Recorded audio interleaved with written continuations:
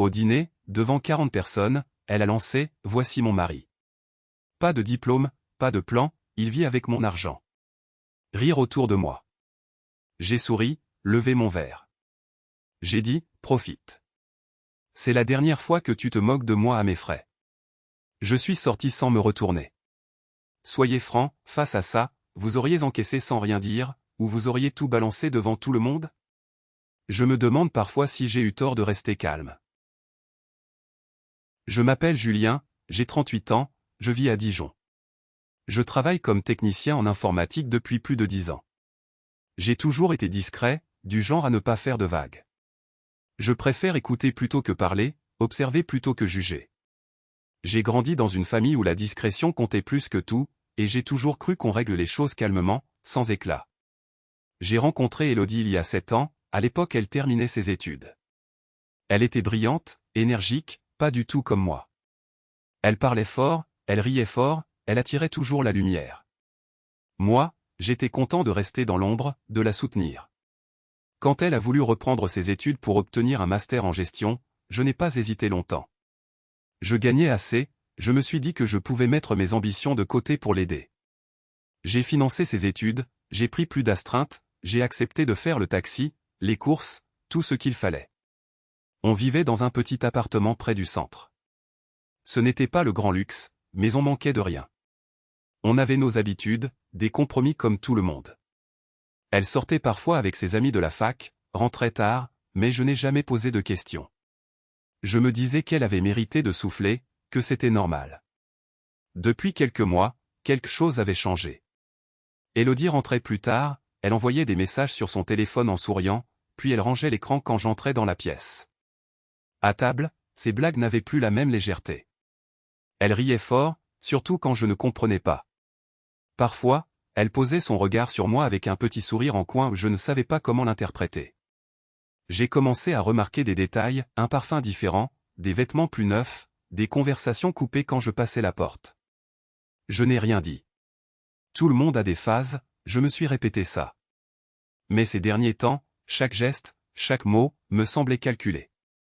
Il y a eu ce soir-là, où tout est devenu limpide. La salle est bruyante, les verres s'entrechoquent, les voix montent. Je suis assis à côté d'Élodie, coincé entre sa robe à paillettes et la veste froissée d'un jeune collègue à elle. Elle me tire par la manche sans prévenir. Son parfum me frappe, sucré, presque écœurant. Elle me pousse devant tout le monde, vers la table centrale, là où son directeur de mémoire, Monsieur Lefebvre, parle fort de ses souvenirs d'université. « Voilà mon mari, dit-elle. Celui qui n'a jamais mis les pieds à la fac. » Je sens d'hyper-Dieu sur moi. Je me redresse, serre les dents. Monsieur Lefebvre me tend la main, large, détendue. Enchanté. Il paraît que vous tenez la maison pendant qu'on vous prend votre femme pour ses études, plaisante-t-il. Quelques rires étouffés. Je serre sa main. Ma paume est moite, la sienne sèche et froide. Élodie s'accroche à mon bras, sourit à la tablée. Il a survécu à la thèse. Il n'a pas eu besoin de diplôme, lui. Juste d'un peu de patience, ajoute-t-elle. Les gens rient plus fort. L'un des collègues d'Élodie tape du poing sur la nappe. Une femme à lunettes, assise sur la droite, me jette un regard que je comprends immédiatement, pitié, gêne, presque une excuse. Je force un sourire. Je sens ma mâchoire se crisper, la jointure de mes doigts blanchir. Je ne dis rien. Tu nous fais un discours, chérie, demande une voix, au fond. Élodie lève son verre, regarde autour d'elle, fière, brillante sous les spots un peu trop blancs du restaurant. À moi, alors. Et à mon mari, qui ne comprend rien à mon domaine mais qui est toujours là pour porter les cartons, lance-t-elle. Nouveau rire général. Je hoche la tête, bois une gorgée de vin.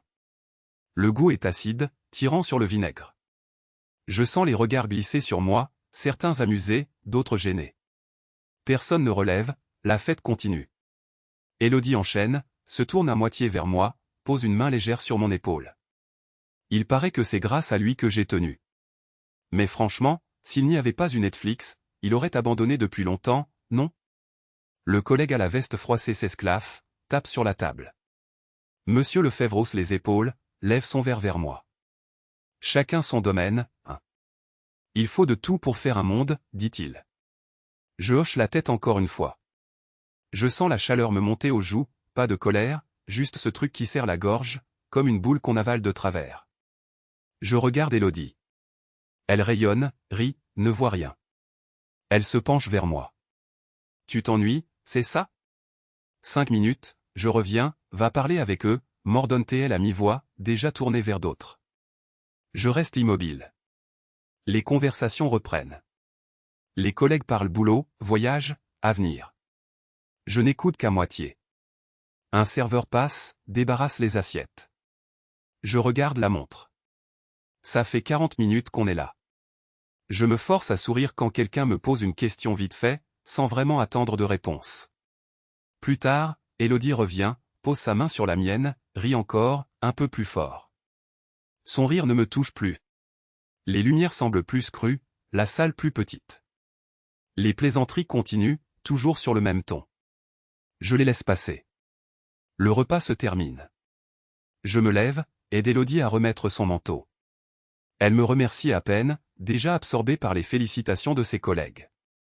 Je la regarde s'éloigner, entourée de sourires, de rires qui ne me sont pas adressés. Je ramasse mon manteau, sans bruit. Personne ne me regarde. Dans la voiture, Élodie envoie des messages. Je conduis en silence. Elle ne remarque rien. Je ne dis rien non plus. Je n'ai pas réagi tout de suite. J'ai continué à sourire, à lever mon verre quand il fallait. J'ai ri quand tout le monde riait, mais j'entendais encore ces mots, comme un bruit de fond qui ne voulait pas s'éteindre. Je me suis forcé à rester à table, à ne rien laisser paraître. J'ai attendu que le gâteau arrive, que les bougies soient soufflées, que les copines fassent leurs photos en collant leurs joues. J'ai serré les dents chaque fois que quelqu'un me lançait un regard gêné. J'ai eu envie de partir, mais je suis resté. Quand tout le monde s'est levé pour aller fumer ou prendre l'air sur le trottoir, j'ai attendu qu'elle se lève aussi. Elle a pris son sac, a vérifié son maquillage dans la petite glace du vestiaire. Je l'ai suivie. Il n'y avait personne d'autre, juste le frigo du bar qui ronronnait derrière la porte. Je me suis approché, à voix basse, c'était censé être drôle? Elle a sursauté, comme si elle ne s'attendait pas à me voir là. Elle a haussé les épaules, un sourire forcé. Oh, arrête, tout le monde sait que tu prends ça trop à cœur. Je l'ai regardée, sans rien dire, juste le temps qu'elle baisse un peu les yeux. Tu sais ce que t'as dit ce soir? Elle a replanté ses ongles dans la lanière de son sac. Tu pourrais faire un effort, ce soir c'est ma soirée. Elle a appuyé sur mal comme si j'étais l'intrus, comme si ma présence était une gêne. Je n'ai pas répondu. J'ai senti que si je disais quoi que ce soit, ça irait trop loin. J'ai tourné les talons sans bruit. J'ai traversé la salle, j'ai pris mon verre resté à moitié plein sur la table. Je l'ai vidé d'un trait, sans lever les yeux vers les autres. Les discussions flottaient autour de moi, mais j'étais ailleurs.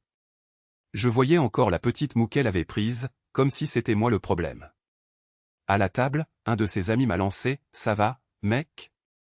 J'ai fait oui de la tête, sans sourire. Il a fait mine de ne pas insister. J'entendais derrière moi sa voix à elle, un peu plus forte que d'habitude, comme si elle voulait prouver à tout le monde que tout allait bien. Je l'ai vue revenir, s'asseoir à côté de sa meilleure amie, faire semblant de rien. Elle a sorti son téléphone, a commencé à envoyer des messages, à montrer des photos. Les autres riaient, moi j'étais là, à compter les minutes. Elle n'a pas cherché à croiser mon regard. Pas un mot, pas un geste. C'était comme si la scène du vestiaire n'avait pas existé. Elle parlait, elle souriait, elle exagérait ses histoires. J'écoutais à moitié, je notais les détails. Elle disait le jeu, beaucoup, elle voulait être le centre. J'ai compris que ce soir-là, il n'y aurait pas d'explication. Pas de retour en arrière. Rien à sauver. La fête a continué sans moi. J'étais là physiquement, mais je n'entendais plus rien. Je regardais les gens, leurs gestes, les regards qu'ils échangeaient sans moi. J'ai vu 2 de ses copines qui chuchotaient, qui jetaient des coups d'œil dans ma direction. J'ai vu son frère qui m'a souri, sans comprendre. Quand l'addition est arrivée, elle a levé la main tout de suite. Elle a payé pour elle, sans un mot, sans me demander si je voulais partager. J'ai réglé ma part, j'ai remercié le serveur. J'ai mis mon manteau, j'ai attendu qu'elle finisse sa conversation. Elle ne m'a même pas regardé. J'ai compris que ce n'était pas un accident, ce qu'elle avait dit plus tôt. Ce n'était pas une maladresse. C'était voulu, assumé. Je suis sorti avant elle. L'air frais dehors m'a fait du bien. J'ai attendu 5 minutes, pas plus. Elle est sortie entourée de ses amis, comme si de rien n'était. Elle m'a lancé un regard rapide, puis elle s'est remise à rire avec les autres. J'ai marché jusqu'à la station. Je n'ai pas cherché à la rejoindre. Pas ce soir. Je me dirige vers le comptoir pour récupérer ma veste. La salle commence à se vider, les rires et les conversations s'éloignent. Je tends mon ticket au serveur, il me regarde à peine. C'est tout réglé, monsieur. Mais il reste la partie carte, vous confirmez? Oui, c'est moi, je règle tout, pas de souci. Il me tend la facture, posée dans un étui noir. Je l'ouvre machinalement. 1200 €. Tout est à mon nom. Les noms des plats, le champagne, même le digestif du patron. Aucun partage, rien. Je regarde la case signature, déjà remplie. On a utilisé ma carte sans me demander. J'ai un moment de flottement. Je ne me souviens pas avoir validé ce montant-là. Le serveur s'éloigne. Je reste debout, veste sur le bras, la facture en main. Les autres sont déjà dehors, Élodie assume mon absence sans un regard. Je sors mon téléphone pour vérifier le paiement. Je cherche l'alerte bancaire, mais rien n'apparaît. Peut-être un problème de réseau. Je déverrouille l'écran, et je tombe sur WhatsApp. L'appli est restée ouverte, une conversation s'affiche. Pas la mienne. Il y a son prénom en haut, Claire. Je sens une tension dans la nuque. Le dernier message envoyé vient d'Élodie, il est écrit en gras, il est là, il sert juste à payer. Un point. Rien d'autre. Le message est daté d'il y a 10 minutes, pendant que j'étais en train de régler. Elle n'a même pas pris la peine de masquer le téléphone. La phrase est sèche, sans hésitation. Je lis les messages au-dessus, je vois. Claire, t'en es où avec lui? Élodie, il fait ce qu'on attend, il paie tout. Claire, sérieux? Il dit rien. Élodie, rien. Il croit que c'est normal. Je repose mon téléphone sur le comptoir. Je sens le cuir de la veste contre mes doigts, la chaleur de la salle m'écrase. Je relis le message. Il est là, il sert juste à payer. C'est factuel, net. Pas d'émoticon, pas de second degré. Je comprends que tout était prévu. Ce n'est pas un oubli, ni une erreur de commande. On a profité de moi. On m'a désigné comme celui qui règle, qui n'existe que pour la note. Je repense à la soirée. Aux regards échangés entre elle et Claire, aux blagues à demi-mot. Je me souviens d'Élodie qui glisse sa carte dans son sac en disant « on verra plus tard ». Je n'ai pas insisté, j'ai cru à la légèreté. Je pensais que c'était le jeu, le partage habituel. Les autres n'ont même pas simulé d'hésitation. Je réalise que ce n'est pas la première fois. Mais c'est la première fois que je vois la preuve écrite. J'envoie un message à ma banque pour vérifier le débit. Je prends une photo de la facture. J'entends des voix dehors, Élodie m'attend sur le trottoir. Je range mon téléphone, je m'avance vers la sortie. Elle ne me regarde pas. Elle discute avec Claire, elle rit. Je m'arrête à 2 mètres d'elle. Élodie se tourne vers moi, sourire automatique. Tu viens? Ouais. Je ne dis rien d'autre. Je la regarde. Elle détourne vite les yeux. Je vois Claire qui observe, un peu nerveuse. Personne ne parle du paiement. Personne ne propose de partager.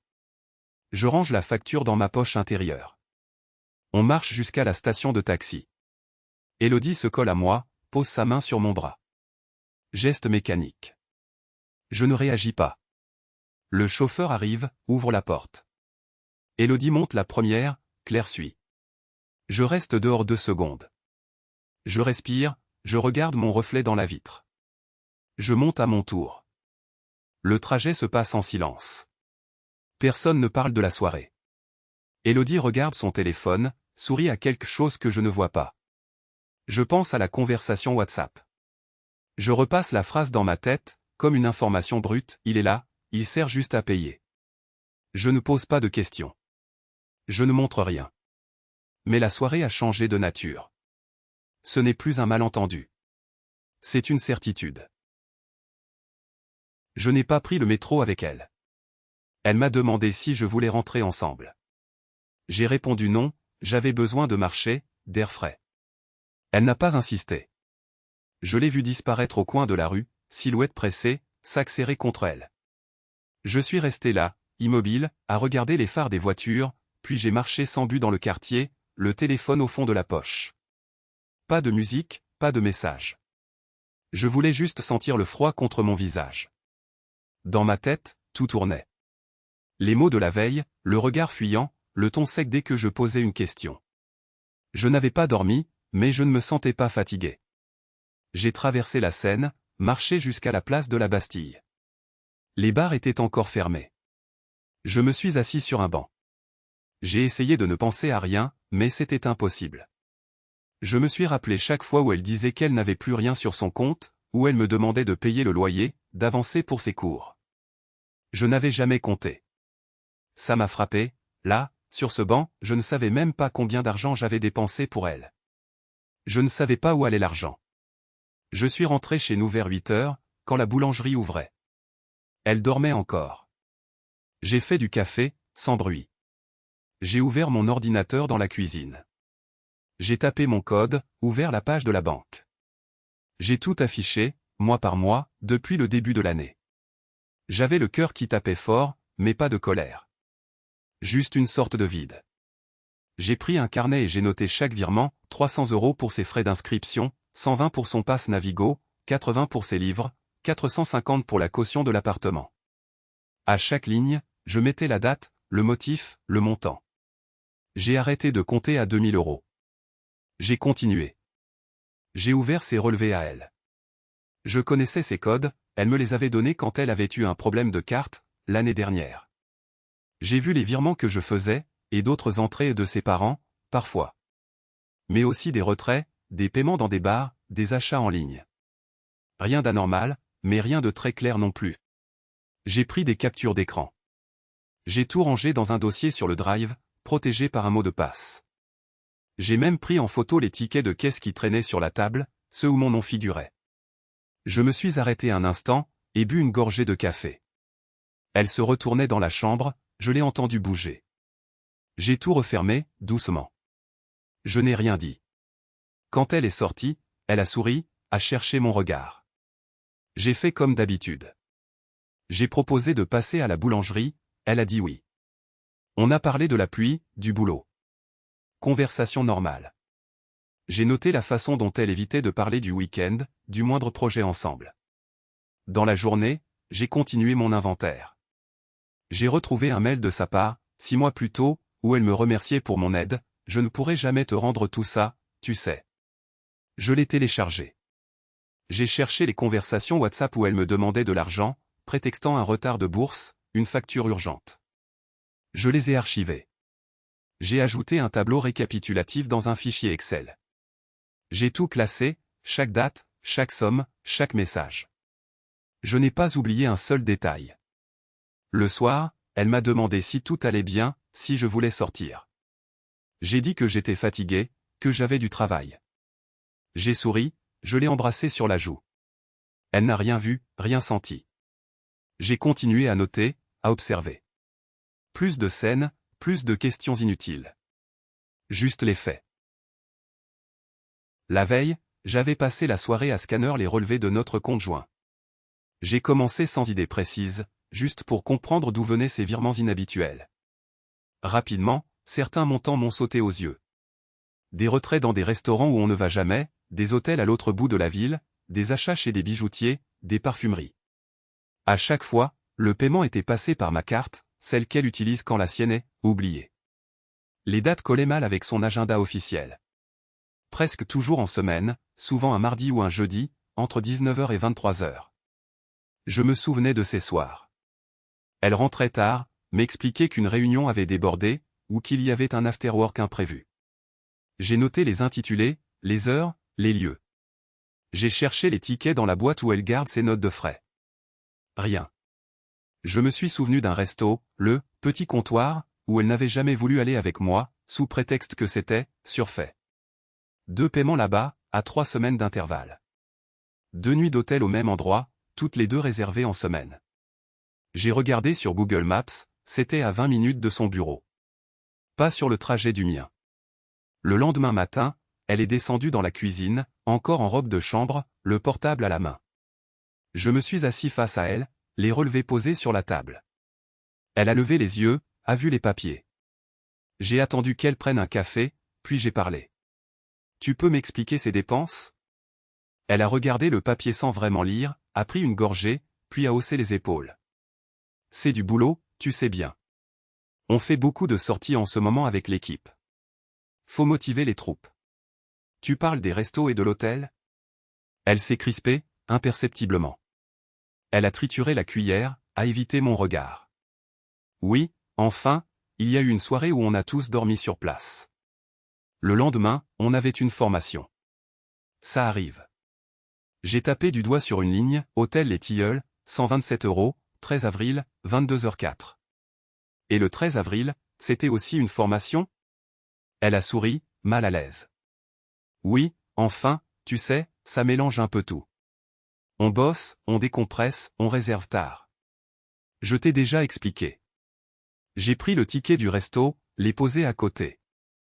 Et ce resto, le petit comptoir, 2 fois en un mois. Je croyais que tu n'aimais pas cet endroit. Elle a soupiré, un peu excédée. On ne choisit pas toujours, tu sais. C'est le chef qui décide, moi je suis. Je l'ai fixé quelques secondes. Elle a fini par lever les yeux, hésitante. Tu étais seule à ces dîners? Le silence a duré un peu trop longtemps. Elle a reposé sa tasse, a regardé ailleurs. Mais enfin, tu crois quoi? Bien sûr qu'on était plusieurs. C'est des sorties d'équipe, je t'ai dit. Sa voix tremblait, à peine. Elle a pris son portable, l'a déverrouillé nerveusement. J'ai attendu une réponse plus claire, mais elle a changé de sujet. Tu veux qu'on parle d'autre chose, là? J'ai une réunion dans 10 minutes. On en reparle ce soir si tu veux. Elle s'est levée, a filé dans la salle de bain. J'ai rangé les papiers. Tout était limpide sur le papier, mais flou dans ses mots. En refermant la porte derrière elle, elle a laissé un silence qui en disait plus que tout le reste. J'ai noté mentalement chaque réponse, chaque esquive. Je savais ce que je devais vérifier ensuite. J'ai attendu que Claire parte faire ses courses le samedi matin. Elle est sortie vers 10 h, toujours le même sac, toujours la même routine. J'ai fermé la porte derrière elle, vérifié qu'elle avait démarré la voiture, puis je suis allé dans la chambre récupérer mon ordinateur portable. J'ai ouvert la boîte email commune, celle qu'on utilise pour les factures et les achats en ligne. Rien de spécial sur les 2 dernières semaines, des pubs, un reçu de paiement EDF, une confirmation Amazon. J'ai laissé l'onglet ouvert. Ensuite, j'ai pris mon téléphone et appelé la banque. J'ai expliqué que j'avais besoin des relevés détaillés du compte joint pour justifier des dépenses inhabituelles à la CAF, c'est le genre de prétexte qui ne suscite pas de questions. L'employé m'a demandé de confirmer mon identité, puis elle m'a envoyé par mail les relevés des 3 derniers mois. Je les ai téléchargés, ouverts. J'ai cherché les montants ronds, les paiements sur Booking, Airbnb, restaurant. Plusieurs retraits à Paris, un hôtel à Lyon, un virement direct vers un compte que je ne connaissais pas. Je notais tout sur un carnet posé à côté du clavier, date, heure, montant, intitulé. J'ai fait défiler les semaines une à une. Les sommes n'étaient pas énormes, mais régulières, 120 € ici, 75 € là, parfois 2 paiements sur la même journée. Toujours en semaine, jamais le week-end. En croisant les dates avec son agenda professionnel, qu'elle laisse toujours afficher sur le bureau, je voyais qu'elle prétextait des déplacements, des réunions tardives, mais rien n'était noté sur le calendrier du lycée. J'ai commencé à faire une colonne, alibi, une colonne, dépenses, une colonne, lieu. Après, j'ai ouvert son compte email professionnel. Le mot de passe n'a pas changé, c'est toujours le prénom de sa mère suivi de 1987. Je n'ai pas hésité. J'ai tapé « réservation » dans la barre de recherche. 3 confirmations de réservation d'hôtel au nom de Monsieur Lefebvre. Toutes adressées à C. Martin, expéditeur, contact@hotel-rosier.fr, et 2 autres adresses, l'un à Paris, l'autre à Dijon.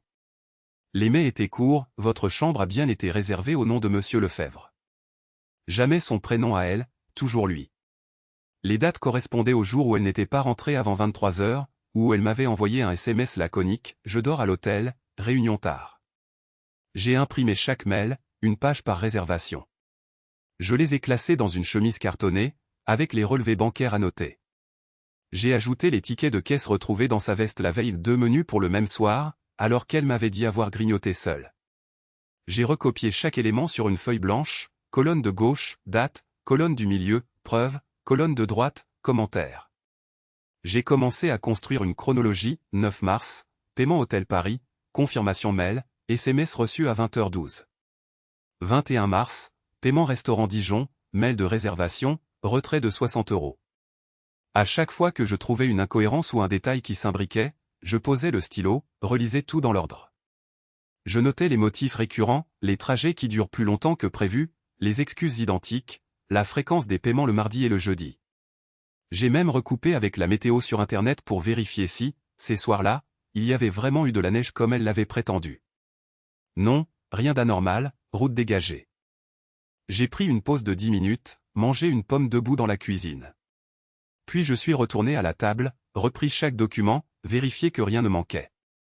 J'ai cherché le nom de Lefebvre sur Facebook, vu qu'il avait une épouse, 2 enfants, des photos de vacances. J'ai hésité à enregistrer les captures d'écran, puis je me suis ravisé. Je voulais du concret, pas du voyeurisme. Quand Claire est rentrée, j'avais tout rangé, la chemise dans le tiroir du bureau, la table de la cuisine vide. Elle a posé les sacs, m'a demandé si je voulais un café. J'ai dit oui. Elle a souri, comme si de rien n'était. J'ai répondu par un signe de tête. Rien n'a bougé sur mon visage. En triant les documents sur la table de la salle à manger, je classe les relevés EDF, les quittances de loyer, les justificatifs de course. Je garde les factures d'hôtel pour la fin. Il y en a 3. 2 viennent de ces déplacements professionnels, je reconnais les villes. La 3e me fait ralentir. Hôtel du Parc, à Lyon. Date, samedi et dimanche du week-end dernier. Montant, 198 €, 2 petits déjeuners inclus. Je relis la ligne 3 fois. Ce week-end-là, Élodie m'avait dit qu'elle partait chez sa mère. Elle m'avait envoyé une photo de la route, puis du salon de sa mère, avec le chat sur les genoux. Je retourne la facture, cherche une mention oubliée, mais tout est clair. Le nom de la réservation, Élodie Martin. Pas le nom de sa mère. Je pose la feuille, la regarde quelques secondes, puis je tape l'adresse de l'hôtel sur mon téléphone. 10 minutes plus tard, je sors, préviens juste que j'ai un truc à régler au bureau. Dans la voiture, je roule sans musique. Les feux rouges, les piétons, tout paraît très lointain. Je me gare devant l'hôtel, un bâtiment beige, rien de spécial. À la réception, un homme d'une 50aine d'années lève les yeux. « Bonjour, je peux vous aider ?» Je sors la facture de ma poche, la pose sur le comptoir. J'aurais besoin d'une copie de la facture originale de cette réservation. C'est au nom de Madame Élodie Martin, c'était le week-end dernier. Il jette un coup d'œil, hésite. Vous êtes son mari. Il plisse les yeux, regarde l'ordinateur, tape sur le clavier. Son doigt s'arrête sur la souris. Il hésite, regarde autour de lui. Je ne suis pas certain d'avoir le droit. Je ne dis rien. Je laisse le silence s'installer. Il finit par imprimer un papier, le pose devant moi, du bout des doigts. Voilà la facture. J'efface les détails personnels, mais tout y est. Je la prends. Je remarque une case signature client en bas, 2 signatures. Celle d'Élodie, reconnaissable. L'autre, plus large, Lefebvre. Son prénom apparaît dans la case invité supplémentaire. Je reste là, une seconde. Je fixe l'encre, les 2 prénoms côte à côte, la case petit déjeuner pour 2. Aucun doute possible. Le réceptionniste me regarde, attend une réaction. Je replie la feuille, la range soigneusement. Merci. Je tourne les talons. Sur le parking, il y a du vent. Je m'adosse à la portière, téléphone en main, je relis la facture sur l'écran. Les heures de check-in et de check-out sont marquées. Tout cadre. Samedi, 18h12. Dimanche, midi. Je repense à la photo du chat envoyé à 20h. J'ouvre la conversation, je relis le message, la photo. Je regarde la lumière sur le tapis, l'angle du fauteuil. Sur la droite, un coin de lit, pas le canapé de sa mère. Je compare avec une photo du salon de sa mère, prise à Noël. Les rideaux ne sont pas les mêmes. Elle a menti. Mais elle a menti avec application. Les photos sont anciennes ou prises ailleurs. Je rentre dans la voiture, démarre. Je ne ressens rien de spécial. Je conduis lentement, la main sur le dossier de la facture. Arrivé chez moi, je monte les escaliers, je range les papiers dans une chemise, je la glisse dans le tiroir de mon bureau. Je vérifie l'agenda d'Élodie sur la tablette posée dans l'entrée. Le week-end est marqué famille. Rien d'autre. Elle rentre tard ce soir-là. Je la regarde retirer ses chaussures, poser son sac, aller directement dans la salle de bain. Je m'assieds à la table, j'allume l'ordinateur, je tape avocat divorce preuve adultère. Je note 3 noms, j'envoie un mail à l'un d'eux. Je ferme l'ordinateur. À travers la porte, j'entends l'eau couler. Quand elle ressort, elle me lance un sourire distrait. T'as mangé? Oui. Elle va se servir un verre d'eau, s'assoit en face de moi, allume son téléphone. Elle fait défiler l'écran, sans me regarder. Je ne pose pas de questions, je ne dis rien. Elle ne me demande rien non plus. La routine reprend, comme si le week-end n'existait pas. Mais la facture est là. Les signatures, côte à côte. Plus de doute possible. Je n'ai rien dit ce soir-là. Elle est rentrée tard, l'air fatigué, comme si la journée l'avait usée. J'ai juste levé les yeux vers elle quand elle a posé ses clés sur la table, puis j'ai replongé dans mes mailles. Elle a demandé si je voulais manger quelque chose, j'ai répondu non, sans lever la voix. Elle a mis la télé, s'est servi un verre, puis a disparu dans la salle de bain. Je ne l'ai pas suivie. Dès qu'elle s'est enfermée, j'ai pris mon ordinateur portable. J'ai ouvert un nouveau dossier, que j'ai nommé simplement « Documents ». J'y ai glissé tous les fichiers, relevés bancaires avec les paiements suspects, capture d'écran de ses conversations, copie des reçus trouvés dans ses poches, photos des tickets de caisse. J'ai transféré les preuves depuis mon téléphone vers mon ordinateur, sans me presser. Je connaissais chaque pièce du puzzle maintenant. Je n'ai rien supprimé, rien modifié. Je voulais que tout reste brut, daté, vérifiable. J'ai écrit une lettre, sèche, sans fioriture. J'y ai résumé les faits, sans accusation. Juste les dates, les montants, les échanges. J'ai précisé que je savais tout. Aucun reproche, aucune colère. Voici les éléments que j'ai constatés. J'en tire les conséquences. Pas plus. J'ai relu la lettre une fois. Pas de faute, pas d'hésitation. J'ai imprimé le tout, glissé la lettre et le dossier dans une chemise cartonnée, rangée dans le tiroir de mon bureau. Elle ne l'a pas vue. Le lendemain matin, elle dormait encore quand je me suis levé. Je me suis habillé en silence. J'ai pris ma carte bancaire, mon téléphone, mes papiers. Je suis passé devant la chambre. Sa respiration lente, régulière. Un instant, j'ai hésité à la regarder dormir.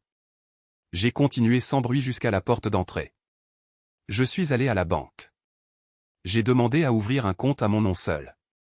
La conseillère n'a pas posé de questions. J'ai rempli les formulaires, signé où il fallait. Je lui ai remis ma pièce d'identité, elle a validé tout de suite. Elle m'a dit que je pouvais transférer des fonds directement depuis le compte joint, si je le souhaitais.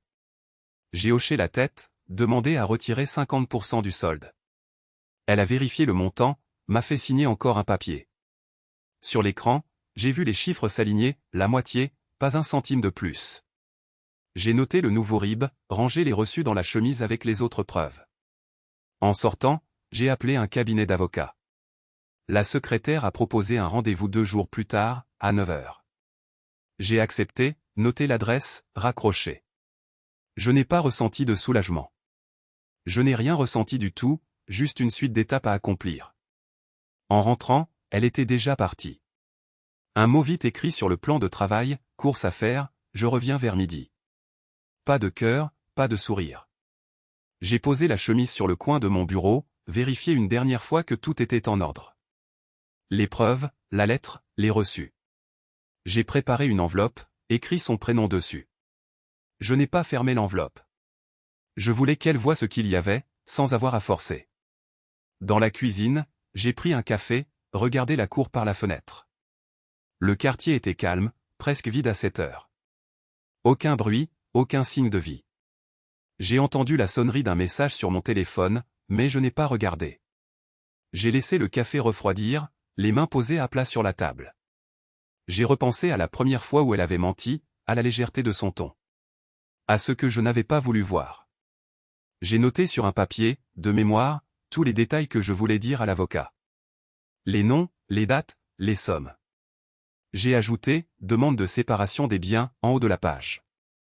Pas de négociation, pas de retour en arrière. En rangeant le papier dans la chemise, j'ai su que c'était terminé. Je n'avais plus rien à lui dire.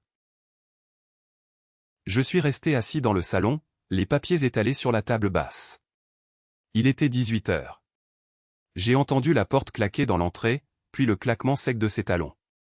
Elle a posé ses affaires dans l'entrée, a pris une inspiration et a fait semblant de sourire. « Salut, t'es là? Tu veux manger quoi ce soir ?» Je n'ai pas répondu. J'ai juste désigné la table du menton. Elle a vu la lettre, le dossier, la clé USB posée à côté. D'abord, un haussement de sourcils, puis, en s'approchant, son visage s'est vidé. Elle a reconnu sa propre écriture sur la lettre. Elle a vu mon écriture en annotation dans la marge. Elle n'a pas osé s'asseoir. « C'est quoi, tout ça ?» Lis. Elle a pris la feuille, a parcouru les premières lignes. J'ai vu ses doigts trembler. Elle a reposé la lettre, regardé le dossier, hésité à ouvrir la pochette. « Tu fouilles dans mes affaires, maintenant ?» Je n'ai pas répondu à la provocation. J'ai gardé le regard fixe. « T'as tout lu ? C'est pas ce que tu crois. Tout est là. Tu as jusqu'à demain pour partir. » Elle a esquissé un pas vers moi, les mains jointes. « Attends, on peut en parler, je t'explique ? » C'est pas. Elle s'est arrêtée, a cherché ses mots. Silence. J'ai laissé le vide s'installer. « Dis-moi ce que tu veux, je. C'est pas ce que tu crois. Je t'assure, ce séminaire, c'était professionnel, je. Je l'ai coupé. J'ai pas envie de discuter. Pas ce soir. Pas demain non plus. » Elle a voulu pleurer. Les larmes sont montées très vite, comme un réflexe. « Tu vas me jeter comme ça, du jour au lendemain ? Après tout ce qu'on a vécu ?» J'ai ramassé la clé USB, l'ai posée devant elle. « Tout est dessus. Tu peux vérifier. Je garde une copie. » Elle a regardé la clé, puis le dossier, puis moi. Un mélange de rage et de peur. Elle s'est assise, la tête entre les mains. « T'es pas obligé d'être aussi dur. On peut au moins se parler. Je mérite ça, non ? » Je n'ai pas bougé. Tout est déjà dit. La pièce était silencieuse. On entendait juste le tic-tac de l'horloge. Elle a tenté encore une fois, une voix basse. « Tu m'aimes plus ? » Je n'ai pas répondu. Elle a compris. Elle s'est levée, a pris la lettre, l'a froissée, l'a jetée sur la table. « T'es content de toi ? » Je n'ai rien dit. Elle a quitté la pièce, claqué la porte de la chambre. J'ai entendu la valise tomber du placard. Les sanglots étouffés derrière le mur. Je suis resté dans le salon, les bras croisés, à fixer la fenêtre. J'ai attendu qu'elle redescende. Elle n'est pas revenue. Pas ce soir-là. À 21 heures, j'ai entendu la porte de l'appartement s'ouvrir puis se refermer, doucement cette fois. Plus aucun bruit. J'ai ramassé la lettre, le dossier, la clé. J'ai tout rangé dans la boîte, refermé, posé sur la commode. Je n'ai rien ressenti. J'ai juste éteint la lumière. La nouvelle est tombée un lundi matin, discrètement d'abord, puis comme une traînée de poudre. Je l'ai su parce que Julie, une ancienne collègue à moi qui travaille dans la même boîte que Lefebvre, m'a envoyé un SMS. « T'as vu ce qui arrive à Lefebvre ?» J'ai répondu « Non, pourquoi ?» Elle m'a juste renvoyé un smiley, puis rien. Je n'ai pas insisté. J'avais envoyé le dossier le mercredi précédent. Pas un mot ni explication, juste les scans des factures, les échanges WhatsApp, tout bien classé, dans un fichier compressé. L'adresse RH était sur le site de l'entreprise. Je n'ai rien ressenti de particulier en cliquant sur « Envoyer ». Le lendemain, Élodie est rentrée plus tôt que d'habitude. Elle a posé son sac, s'est servi un verre d'eau, et m'a regardé comme si elle s'attendait à une remarque. Je n'ai rien dit. Au bureau, l'ambiance s'est tendue pour elle. Je l'ai remarqué à la façon dont elle traînait dans le couloir le matin, à la pause café, plus nerveuse. Son téléphone vibrait souvent, mais elle ne répondait plus devant moi. Un soir, en rentrant, elle a posé la question à voix basse. « Tu trouves pas qu'il me regarde bizarrement, au boulot ?» J'ai haussé les épaules. Je sais pas. Peut-être. Elle n'a pas insisté. 2 jours plus tard, l'info est devenue officielle. Lefebvre a été convoqué à un entretien disciplinaire. Julie m'a renvoyé un message. Ils l'ont chopé. Il fait moins le malin. Je n'ai pas répondu. J'ai croisé Élodie dans la cuisine vers 20h. Elle avait les traits tirés. T'as entendu parler d'un mail anonyme à propos de Lefebvre ? J'ai lancé. Non. Pourquoi ? Elle a hésité, puis a dit. Il a des problèmes, apparemment. Quelqu'un a envoyé des trucs à la direction. J'ai fait oui de la tête, sans commentaire. Le lendemain, elle a reçu un SMS de Claire, sa collègue. Je l'ai vue parce qu'elle a laissé son téléphone sur la table, écran allumé. Le message disait. Je peux pas me mêler de ça, Élodie. Désolé. Elle n'a rien répondu. Elle a simplement verrouillé l'écran, l'air fermé, puis est sortie fumer sur le balcon. Je l'ai regardée à travers la vitre. Elle ne bougeait pas, juste la cigarette qui se consumait trop vite. À partir de là, son comportement a changé. Elle rentrait plus tard, mais sans justification. Elle ne parlait plus de ses collègues, ni de ses réunions. Le matin, elle passait plus de temps devant le miroir, les yeux cernés. Au petit déjeuner, elle ne touchait plus à son bol. Un jour, je lui ai demandé. « Ça va, au boulot ?» Elle a répondu du tac au tac. « Oui, tout va bien. » Mais je voyais bien que non. Le bruit s'est répandu vite, même au-delà de son service. Plusieurs collègues ont cessé de la saluer. Claire, avec qui elle échangeait tous les jours, ne lui adressait plus la parole. J'ai entendu Élodie au téléphone, un soir, tenter d'expliquer. « Je te jure, j'y suis pour rien, Claire. Je savais pas. » La conversation a coupé court. Je ne lui ai pas demandé de détails. Elle s'est enfermée dans la salle de bain, longtemps. Quand elle est ressortie, elle a juste dit. « Je crois que ça va être compliqué, maintenant. » J'ai répondu. « Peut-être. » La maison est devenue silencieuse.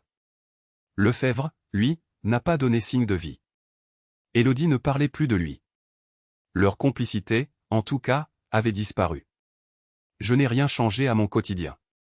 Mais dans l'appartement, quelque chose s'est figé. Plus de rire. Plus de textos à cacher. Juste des regards, des silences, et l'attente de la suite. 3 semaines après le dernier rendez-vous chez l'avocat, je pensais que tout était enfin retombé.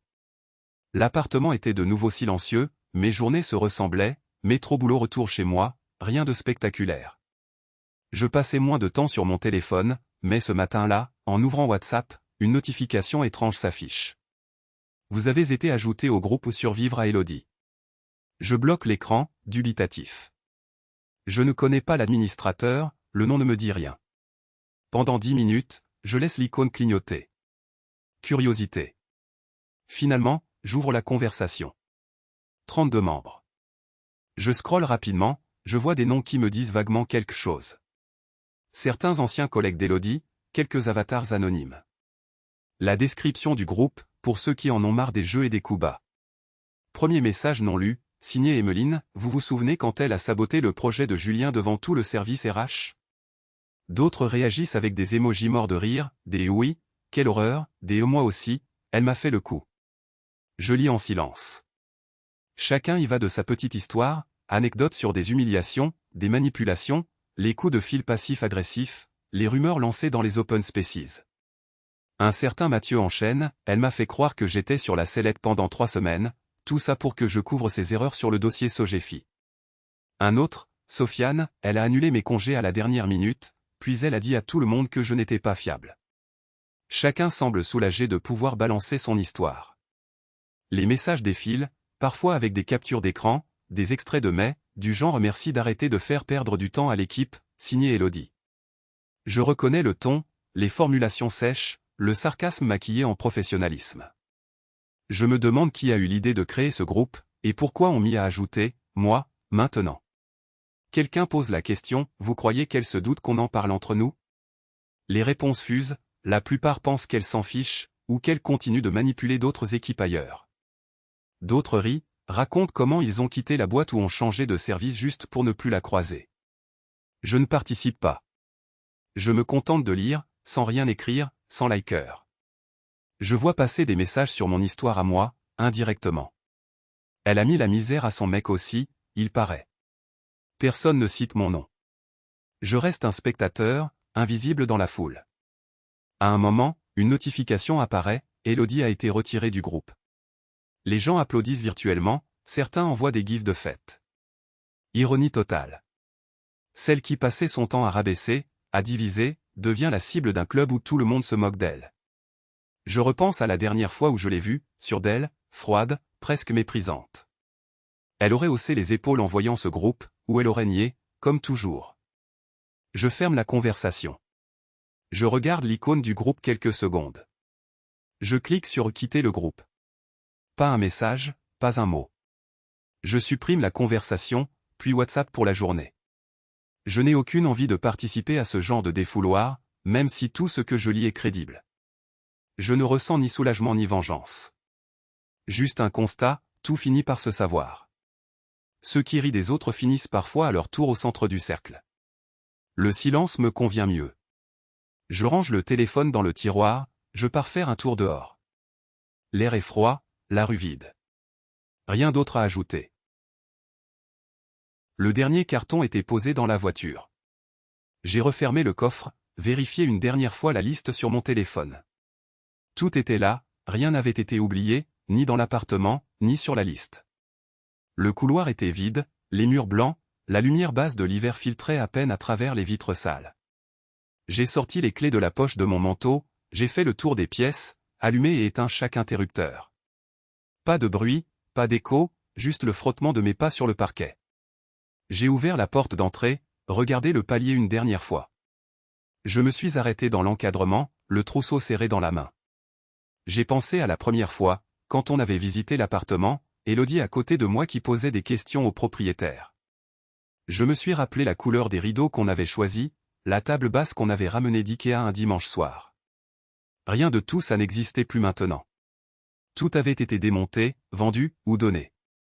Il ne restait que le vide et une odeur de poussière. J'ai fermé la porte à double tour, glissé les clés dans l'enveloppe. J'ai descendu les escaliers sans me retourner. Dehors, il faisait froid. Il y avait un camion de déménagement garé en bas, mais ce n'était pas pour moi. Je me suis arrêté devant la boîte aux lettres, j'ai déposé l'enveloppe dans la fente prévue par l'agence. Le clic métallique a résonné un instant, puis plus rien. J'ai marché jusqu'à la voiture. Sur le siège passager, il y avait la pochette avec tous les papiers, bail, facture, certificat de divorce. J'ai vérifié une dernière fois, tout était signé, tamponné, classé. L'acte de divorce portait la date de la veille. Aucun mot d'Elodie, pas de message, pas d'appel. Elle avait récupéré ses affaires une semaine avant, sans croiser mon regard. On s'était contenté d'un échange de textos courts, pratiques. Rien sur ce qui comptait, rien sur ce qui avait été. J'ai mis le contact, un fond de radio tournait, voix neutre, météo, embouteillage. J'ai roulé jusqu'à la déchetterie pour jeter les derniers cartons, ceux qu'on garde toujours trop longtemps, ceux qui traînent d'un déménagement à l'autre sans jamais être ouverts. J'ai soulevé le couvercle du container, tout balancé, sans hésiter. Je n'ai rien gardé d'inutile, pas de souvenirs, pas de bibelot. En repartant, j'ai réalisé que je n'avais plus rien à faire dans ce quartier. Plus personne à saluer, plus de routine à respecter. Je suis passé devant la boulangerie où on prenait parfois des croissants le dimanche. Les volets étaient fermés, il était trop tard. J'ai continué sans ralentir. L'après-midi, j'avais rendez-vous à la banque pour changer l'adresse, clôturer le compte joint. La conseillère a survolé les documents, m'a demandé si tout était en ordre. J'ai répondu oui, elle a tamponné en silence. Elle m'a tendu un formulaire, j'ai signé. Elle a rangé le dossier dans un tiroir, m'a dit bonne continuation sans lever les yeux. J'ai acquiescé, puis je suis parti. Je n'ai pas cherché à joindre Elodie. Je n'ai pas ouvert ses réseaux, pas cherché à savoir où elle était, avec qui. Il n'y avait plus rien à dire, ni à expliquer. Le silence était simple, propre, sans tension ni attente. Je n'ai pas ressenti de manque, juste un espace vide, calme. Personne n'a demandé de nouvelles. Ceux qui savaient ne posaient pas de questions. Les autres n'avaient pas besoin de savoir. Le soir, j'ai rangé les quelques cartons restants dans mon nouveau salon. J'ai plié mes vêtements, aligné les livres sur les étagères. Je me suis servi un verre d'eau, posé devant la fenêtre. Il faisait nuit, les lampadaires éclairaient la rue déserte. J'ai éteint mon portable, fermé les volets. Je n'ai pensé à rien.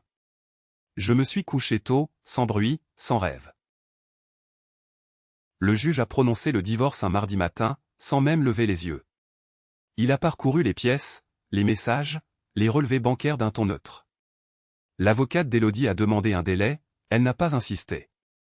Le jugement est tombé, séparation des biens, partage des dettes au prorata. Je n'ai pas contesté. J'ai signé chaque page, relu chaque ligne. Elle n'a rien dit, pas un regard. La maison me revient, c'est écrit noir sur blanc. J'ai racheté sa part, sans discuter. J'ai contacté le notaire, transféré les fonds. Les comptes joints ont été fermés. Les prélèvements automatiques supprimés un à un. Je me suis occupé des abonnements, de l'adresse postale, du tri du courrier. Aucun geste, aucune dispute. Juste des signatures, des chèques, des accusés de réception. Elle a emballé ses affaires en une matinée. Elle a laissé ses doubles de clés sur la table en partant. Élodie est partie vivre à Lyon, chez sa sœur. Je n'ai pas cherché à savoir plus. Ses parents m'ont envoyé un SMS poli, rien d'autre. J'ai croisé Lefebvre une dernière fois au bureau, la veille de son départ en mutation. Il a baissé les yeux, m'a serré la main. Pas un mot. Le service RH m'a confirmé son transfert. Plus personne n'en a parlé. Quelques voisins ont posé des questions. J'ai répondu par des phrases courtes. On s'est séparés. Elle a déménagé, c'est tout. Personne n'a insisté. J'ai gardé la maison, le jardin. Le silence surtout. Tout est réglé, sur papier et dans les faits. Je dors mieux. Je n'attends plus de messages. Rien ne manque. La frontière entre l'humour et l'humiliation est parfois mince, surtout quand elle dissimule un mépris profond. Était-ce ma patience ou mon sang-froid qui m'a sauvé? Ou simplement mon refus de devenir le clown de l'histoire? Je ne sais pas si, à la place de quelqu'un d'autre, j'aurais eu la même retenue. Peut-être que certains auraient tout balancé sur la place publique, juste pour rendre coup pour coup. D'autres auraient tout effacé, tiré un trait sans rien dire, cherchant la paix avant tout. Mais est-ce que le pardon, dans ce genre de situation, est seulement possible? Ou bien, est-ce qu'on doit accepter que la dignité passe avant la réconciliation? Je n'ai pas cherché à détruire qui que ce soit, ni à sauver les apparences. Je voulais juste comprendre, et garder le contrôle. À votre avis, est-ce que ça fait de moi quelqu'un de froid ou simplement lucide? Je suis curieux de savoir comment vous auriez réagi, franchement. Dites-le en commentaire, ça m'intéresse vraiment. Si cette histoire vous a marqué, pensez à liker et à partager la vidéo. Et si vous aimez ce genre de récit, abonnez-vous, ça aide beaucoup la chaîne. À votre avis, ai-je eu raison de réagir ainsi?